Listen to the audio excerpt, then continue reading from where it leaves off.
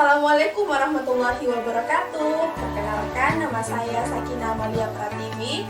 Saya sarjana pendidikan biologi. Nah, pada kesempatan kali ini, kalian tahu tidak apa pembahasannya?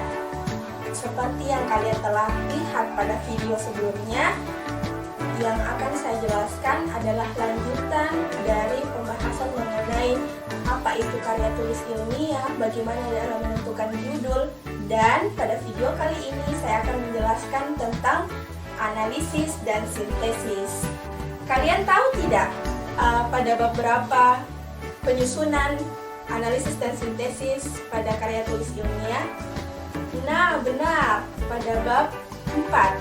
Jadi, analisis dan sintesis dijelaskan pada bab 4 yang merujuk pada pembahasan bab sebelumnya, khususnya pada bagian tinjauan pustaka di bab 2. Jadi, analisis merujuk pada beberapa hal yang berkaitan dengan masalah yang kalian tuliskan di latar belakang, kemudian kalian paparkan di bagian tinjauan pustaka. Nah, pada bagian analisis ini kalian akan menggabungkan beberapa hal yang terkait permasalahan yang kalian akan tulis pada karya tulis ilmiah yang kalian susun dalam bentuk yang lebih rinci. Jadi, pembahasan pada bab sebelumnya kalian buat menjadi bagian-bagian tertentu yang kalian pikir bahwa hal inilah yang menjadi titik poin atau fokus utama pada karya tulis yang kalian akan buat. Nah, di bagian analisis saya bisa memberikan penjelasan bahwa beberapa masalah kemudian kita runut dan diberikan penjelasan. Nah, di bagian analisis ini kalian bisa menambahkan referensi yang berbeda dengan sebelumnya, namun lebih baik lagi apabila ini bisa mendukung kalimat yang kalian lebih fokus tulis pada bagian analisis. Jadi ada masalah digabungkan, kemudian referensinya juga mendukung kalimat yang kalian tulis. Nah, disinilah bagian-bagian utama yang menjadi titik permasalahan yang kalian akan tulis. Itu diperjelas di bagian analisis. Sampai di sini sudah mengerti bagian analisis?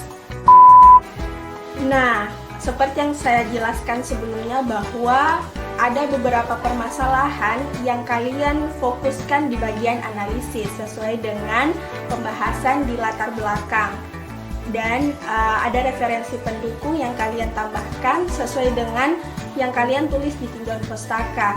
Nah, selanjutnya untuk lebih mempertajam isi dari bagian analisis yang kalian tulis, di sini beberapa bagian tersebut kalian uraikan lebih rinci supaya penulis dalam hal ini mudah untuk mengungkapkan apa permasalahan utama yang kalian angkat pada karya tulis ilmiah yang kalian tulis, dan supaya bisa dibaca dengan jelas oleh pembaca.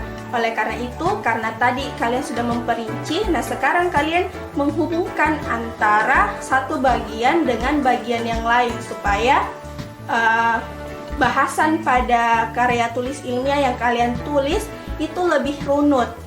Kalian menjelaskan dari hal yang umum kemudian yang khusus, namun ini yang kemudian saling berkaitan. Jadi di bagian analisis kalian harus merujuk pada permasalahan yang kalian akan pecahkan pada penulisan karya tulis ilmiah yang kalian buat. Nah, kita lanjut pembahasan sintesis. Jadi, karena analisis dan sintesis adalah dua hal yang saling berkesinambungan, singkatnya di bagian analisis kalian sudah menulis fokus utama dari permasalahan yang akan kalian angkat pada karya tulis ilmiah yang kalian buat. Nah, di bagian sintesis adalah bagaimana kalian menggabungkan beberapa ide ataukah referensi baru yang kemudian kalian gabungkan untuk menghasilkan suatu solusi dari permasalahan yang telah kalian jelaskan di bab sebelumnya, di bab 1 dan didukung referensinya di bab 2. Nah, di bagian sintesis ini, karena kalian sudah menemukan permasalahannya, kemudian ada solusi baru yang kalian tawarkan, ini kemudian diperjelas di bagian sintesis. Bagaimana permasalahan itu dicarikan solusi dan bagaimana penulis membuat solusi yang menarik yang berbeda dari karya tulis yang ada sebelumnya. Nah, disinilah bagian pokok kalian bisa mengeksplorasi ide kalian di bagian sintesis. Jadi di bagian sintesis ini kalian bisa menuliskan atau memberikan gambaran bagaimana ide itu bisa direalisasikan, dan lebih bagusnya lagi kalau kalian sudah bisa membuat prototipe dari produk yang kalian buat.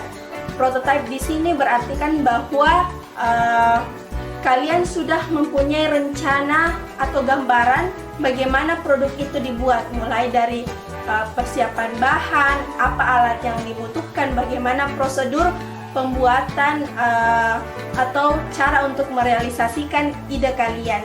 Jadi lebih bagus lagi kalau ada penjelasan dalam bentuk gambar yang bisa memvisualisasikan ide atau solusi yang kalian tawarkan pada karya tulis ilmiah yang kalian buat. Jadi cukup singkat ya, bisa diimplementasikan pada penulisan karya tulis ilmiah kalian. Jadi poin utamanya itu analisis.